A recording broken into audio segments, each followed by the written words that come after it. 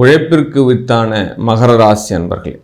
ஆமாம், ஏன் உழைப்பிற்கு வித்தான அப்படின்னா காலபுருஷ தத்துவப்படி கர்ம ராசி அப்படின்னு சொல்லப்படி இந்த மகர ராசி தன்னுடைய வாழ்க்கையில் பார்க்காத ஒரு துன்பங்களே கிடையாது. அடிப்படையில் ஒரு 40-45 வயது வரைக்குமே ரொம்ப அல்லோலப்படுவாங்க எல்லா விஷயத்துலையும். ஏன்னா விடாமுயற்சி அதிகம். அடிக்கடி போய் ஏதாவது ஒன்றுத்தில் மாட்டிக்குவாங்க. லாக் பர்சன் அப்படின்னு சொல்லலாம். பொருளாதார சூழ்நிலையில் தன்னைத்தானே சிக்கிக்கொள்வார்கள் அப்படின்னு சொல்லுவோம். வாண்டடாக போய் சிக்கிக்கிறது. ஏன்னா அதீத தைரியம் உள்ள ராசி, அதீத வீரம். கொஞ்சம் மூத்தோர் சொல்ல தனக்கு எல்லாம் தெரியும்னு கூட நினைப்பாங்க. அப்படி கூட சொல்லலாம், எனக்கு எல்லாம் தெரியும்பா, எனக்கு தெரியாத விஷயம் ஒன்றுமே கிடையாது அப்படி சொல்லுவாங்க. அதனால் தன் மேல் உள்ள ஓவர் கான்ஃபிடென்ட்டில் போயிட்டு எங்கேயாவது ஒரு இடத்த லாக் ஆகிட்டு அந்த லாக்கை உடைக்கிறதுக்கு இவங்க பண்ணுற ரொம்ப சேட்டை பண்ணுவாங்க. அதுலேருந்து வெளியில் வர்றதுக்கே அவங்க காலம் பூராவே போய்டும். ரொம்ப கஷ்டம். ஒரு குறிப்பிட்ட வயசு, ஒரு இளமை பருவத்தில் பெரிய முயற்சிகள் சாதனை பண்ணங்களும், இந்த உலகத்தில் பெரிய மனிதர்கள்கிட்ட நாமளும் வரணும், அந்த மாதிரி பெயர் லிஸ்ட்டில் வரணும் அப்படின்ற சிந்தனைகளை எடுத்துக்கொண்டு பல அறிஞர்கள் சான்றோர்களுடைய அனுபவங்களை இவங்க எடுத்துக்கொண்டு அதே மாதிரி நாமளும் பயணிக்கணும்னு சொல்லிட்டு அதே வழியில் போயிட்டு. ஆனால் அறிஞர்கள் பெருமக்கள்லாம் இருக்கிறாங்க. அவங்க பயணித்து வந்த பாதையை நாம் படித்தோம் அப்படின்னா பெரிய கரடுமுரடாக இருக்கும். ரொம்ப கஷ்டப்பட்டு தான் வந்திருப்பாங்க. அந்த கஷ்டங்களை இவர்கள் ஏற்றுக்கொள்வார்கள். 20 இயர்ஸ் 25 இயர்ஸ் இவங்க நிறைய சிரமப்படுவாங்க. ஆரம்ப காலகட்டத்தில் ஒரு 20லேருந்து 40 வயசு வரைக்குமே அந்த ஓடுற ஓட்டம் இருக்கும். உலகளாவிய ஓட்டமாக இருக்கும் அந்த ஓட்டம். இதெல்லாம் நடக்கும். வேலை பெரிய பாதிப்புகளை கொடுக்கும். உத்தியோகம் தான் பாதிப்புகளை கொடுக்கும். சரியான உத்தியோகம் அமைவது என்பது அவ்வளவு சட்டுன்னு அமைஞ்சிடாது. ஆமாம், இந்த உத்தியோகம் சரியா, அந்த உத்தியோகம் சரியா, இது செட் ஆகலை, அது செட் ஆகலை, இதில் நஷ்டம் வருது. ஆரம்ப காலகட்டத்தில் எல்லா உத்தியோகத்திலும் பெரிய வருமானங்கள் வராது, நஷ்டம்தான் படும். அனைத்தையும் சமாளித்து அதனுடைய யுக்திகளை கண்டுபிடித்து அதனுடைய எப்படி அந்த நஷ்டத்தை மீட்டெடுப்பது அப்படின்ற ஒரு பாயிண்ட் ஆஃப் வியூவில் இங்கே கண்டுபிடிச்சி பின்னாடி மிகப்பெரிய ஒரு தொழில் அமைப்புகள் கொண்டவராக வளர்ந்து விடுவார்கள். ஆமாம், டஃப் கொடுப்பாங்க, நிறைய டஃப் கொடுப்பாங்க. அதுக்கெல்லாம் இந்த சிரமங்கள் அவங்களுக்கு அனுபவமாக எடுத்துக்கொள்வார்கள். ஆனால் நொந்து போக மாட்டாங்க, கேர் பண்ணிக்க மாட்டாங்க. விழுந்தவுடன் எழுந்திருக்கக்கூடிய ஒரு குதிரை அப்படின்னு சொல்லலாம் இவங்களெல்லாம். ஆமாம், பெரிய பவர், வில் பவர் இருக்கும் இவங்கக்கிட்ட. வில் பவர்னால் என்ன சார்? சாதித்து காட்டுவது, பல தோல்விக்கு பின் வெற்றி அடைவது. அதெல்லாம் இவங்கக்கிட்ட தான். எடுத்த மாத்திரத்தில் இந்த கோல்டன் ஸ்பூன்லாம் இவங்கக்கிட்ட கிடையாது. அடிபடணும், விழணும், மறுபடியும் அடிபடணும், விழணும், இதே மாதிரி தான் வாழ்க்கை. அது மாட்டும் எவ்வளவு தடவை விழுந்தாலும் சரி நான் மீண்டு வருவேன் அப்படின்னு சொல்கிறான் இல்லையா, அந்த மாதிரி மீண்டு வரக்கூடிய ஒரு ராசி இந்த மகர ராசி.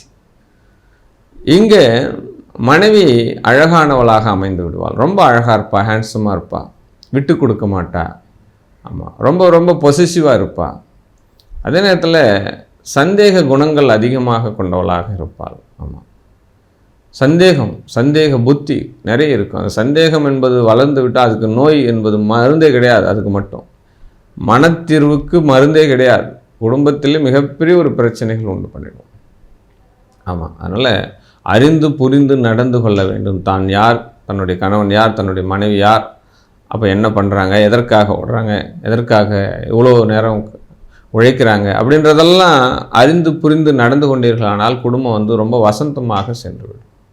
ஆமாம், இந்த இடத்துல பிள்ளைகளால் என்ன நடக்கும் அப்படின்னா, ரொம்ப பிள்ளைகள் உயர்வாக வாழ்வதற்குண்டான வழி எல்லாம் இவங்க பண்ணிடுவாங்க. ஆனால் எவ்வளவு உழைச்சாலும் சரி, எவ்வளவு பண்ணாலும் சரி, உங்களுடைய உழைப்புகளை அவரை ஏற்றுக்கொண்டு உங்களுக்கு அவர்கள் எந்த ஒரு காரியத்தையும் செய்து கொடுக்க மாட்டார்கள். ஆமாம், நீங்கள் சுயம்பு லிங்கமாக இருப்பீர்கள். உங்களை நீங்கள் உருவாக்கி கொள்வீர்கள். தன்னுடைய வாழ்நாள் முழுவதும் தன்னுடைய உழைப்பில் வாழ வேண்டும், தனக்கு யாரும் செய்ய வேண்டிய அவசியம் கிடையாது அப்படின்னு சொல்லி நினைக்கக்கூடிய ஒரு ராசி இந்த மகர ராசி. ஆமாம், இப்படி தான் இருக்கும் இந்த ராசிலாம். அரசு துறையோடு கடன் ஏற்படுறதுக்கு ரொம்ப ரொம்ப சிரமம். அரசால் ஆதாயம் அடைவது என்பது ரொம்ப கஷ்டம். என்னப்பா அவன் மானியத்தில் லோன் வாங்குகிறான், சப்சிடி வாங்குகிறான், கடன் தள்ளுபடி ஆகுது, இதெல்லாம் நடக்குது. ஆனால் நம்மளுக்கு மட்டும் எந்த ஒரு விஷயமும் கிடைக்க மாட்டேது. அரசாங்க வீடு கூட கிடைக்க மாட்டேது. நிறைய பேர் சொல்லுவாங்க, இந்த ராசியில் நிறைய பேர் சொல்லுவாங்க. நகை வச்சா மீட்க முடியாது சார். தங்கம் என்பதே அரிது சார். ஆமாம், அவன் தங்கத்தில் சேமிக்கிறான். 60 பவுன் 100 பவுன் 1000 பவுனுன்னு எல்லாம் விசேஷம் பண்ணுறான். நம்மளால் 1 கிராம் தங்கம் கூட நம்மக்கிட்ட வரமாட்டேதுப்பா சொல்கிறாங்க இல்லையா. நகை வச்சா மூக்கப்படலப்பா. நகை முழுகி போகுது. இன்னொருத்தருடைய நகை வந்தாலும் அதுவும் முழுகி போகுது. பிரச்சனை தங்கம் பிரச்சனை சார். உங்களுக்கு தங்கமே பிரச்சனையாகவே இருக்கும். இதெல்லாம் எப்போ நல்லபடியாக ஆறும்னா பிற்பகுதி வாழ்க்கையில் தான் அமையும். பிற்பகுதி வாழ்க்கை. முற்பகுதியெல்லாம் அல்லோலப்படணும். 50 வயசுக்கு மேலே தான் செட்டில்டுன்னு ஒரு லைஃப். அப்போ தான் வாழ்க்கை ஆரம்பமாகும். அப்போ தான் ஜீரோலேருந்து ஆரம்பமாகும் மறுபடியும் ஒரு புது வாழ்க்கை. இதெல்லாம் நிதர்சனமான உண்மை. உங்களுக்கு ஏற்றுக்கொண்டு தான் ஆக வேண்டும். வேறு ஆப்ஷனே கிடையாது. தந்தை ஒரு தன் சுகத்தை எதிர்பார்க்கிறவரா இருப்பார். அவர் சுகம்தான். அவர் சுகம் அவருக்கு முக்கியம்.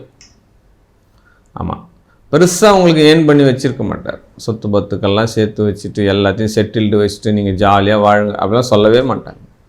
நீங்களாக உழுந்து நீங்களாக ஏந்து வரணும். யாருடைய விஷயம் கிடையாது. அதே போல் மகர ராசிக்கு மாமனார் மாமியார் வழிகுணம் பெருசாக உயர்வுகளை தராது. ஆமாம், எல்லா சைடும் உறவுகள் எல்லாமே பேருக்கு தான் இருக்கும், பலமாக இருக்காது. பேருக்கு தான் இருக்கும். ஆமாம், ஒரு விசேஷம் பண்ணுறீங்க, ஏதோ ஒரு இன்விடேஷன் வைக்கிறீங்கன்னா அந்த விசேஷத்துக்கு போவாங்க. அன்றைய ஒரு நாள் அவ்வளோதான். மற்றபடி எல்லா உறவுகளும் நீங்கள் எப்படி வாழறீங்க, என்ன வாழறீங்க, வாழ்ந்துருவீங்களா, எல்லாத்தையும் நேராக பார்த்துட்டு இருப்பாங்க. பார்த்துட்டு மட்டும்தான் இருப்பாங்க. உங்களுக்கு ஐயோ சிரமப்படுறான் அப்படின்ற விஷயங்கள்லாம் அவங்க பார்க்கவே மாட்டாங்க. யாரும் கை கொடுத்து தூக்குறதுக்கெலாம் வரமாட்டாங்க. ஏன்னா இந்த ராசி அவ்வளோ மிடுக்காக இருக்கும். யாருக்கிட்டையும் போய் அவ்வளோ சட்டுன்னு போயிட்டு கையேந்தி நிற்கிறதுக்குன்னு சூழ்நிலை இருக்காது. ஆமாம், எதுவாக இருந்தாலும் நம்மளே பார்த்துக்கலாம், நம்ம தான் பண்ணணும், நாம் தான் ஜெயிக்கணும் அப்படின்ற மாதிரி சிந்தனைகளை உள்ளூரை உருவாக்கி விடணும். கம்யூனிஸ்ட் கொள்கைகள் நிறைய இருக்கும். ஆமாம், கொள்கைகள் நிறைய இருக்கும், திட்டமிடல் நிறைய இருக்கும், ஸ்கெட்சு நிறைய இருக்கும், பிளான் நிறைய இருக்கும். பிறருக்கு வழிகாட்டக்கூடிய சூழ்நிலை, வழி இல்லாமல் வாழ்ந்துட்டு பின்னாடி பல பேருக்கு வழிகாட்டக்கூடிய சூழ்நிலை இந்த மகர ராசிக்காரர்களுக்கு உண்டு. ஆமாம், ஸ்டைலிஷாக வாழ்வாங்க சார். தொழிலை ஒரு ஈஸியாக எடுத்துட்டு தொழில் அமைப்புகள்லாம் பார்த்திங்கன்னா ஒரு நீட்னஸான ஒரு இடம், ஒரு நீட்டான இடம், சுத்தபத்தமாக வச்சுட்டு எப்பயுமே பழைய பெரிய பொருளாதாரம் இவங்ககிட்ட வர மாதிரி தொழில் அமைப்புகள்லாம் ஏற்படுத்திக்குவாங்க சார். பெரிய பொருளாதாரம். ஆமாம், பின்னாடி காலகட்டத்தில் 2 காரு 2 பைக்கு 2 இடம் 2 மாளிகை வாடகை வருமானம் இதெல்லாம் இவங்ககிட்ட வந்துட்டே இருக்கும். ஆமாம், வில் பவர் அதிகம் இவங்களுக்கு, விடாமுயற்சி அதிகம். இந்த மகர ராசிக்காரர்கள் பொதுவாகவே பெண் தெய்வத்தினுடைய வழிபாடு இவங்களுக்கு வெற்றியை தரும். அம்பாளினுடைய வழிபாடு வெற்றியை தரும். வெள்ளிக்கிழமை தோறும் ஒரு 1/2 லிட்டர் பால் வாங்கிட்டு போயிட்டு பக்கத்தில் உள்ள அம்மன் ஆலயத்துக்கு ஏதாவது கொடுத்து நீங்கள் அபிஷேகத்தை உங்கள் கண்களால் பார்க்க ஆரம்பிச்சிட்டிங்க, தொடர்ச்சியாக இதை கண்டினியூ பண்ணுறீங்க அப்படின்னா உங்களுடைய கஷ்டங்கள் உங்களுடைய துயரங்கள் எல்லாமே அந்த அம்மன் மேலே ஊற்றும் போது அந்த பாலாக கீழே வடியும் போது உங்களுடைய துன்பங்கள் அத்தனையுமே வடிந்து விடும். இதுதான் உண்மையான நிதர்சனம். வாழ்க வாழ்க வாழ்க.